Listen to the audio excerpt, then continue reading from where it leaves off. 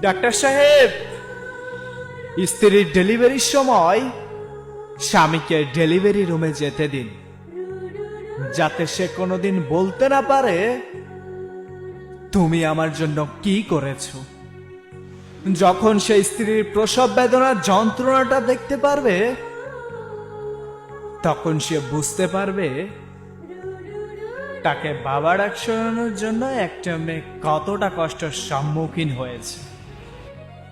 যে স্ত্রী মৃত্যুর সাথে লড়াই করে তোমাকে বাবা ডাক শোনানোর জন্য এতটা কষ্ট সহ্য করে, তখন সেই স্ত্রীকে বুকে আগলে রেখে সারা জীবন ভালোবাসবে। নারী, তুমি পারো বটে, তুমি বহুরূপী, তুমি বহুরূপী। সকল কষ্ট সহ্য করার পরও সবকিছুই মানিয়ে নিতে পারো।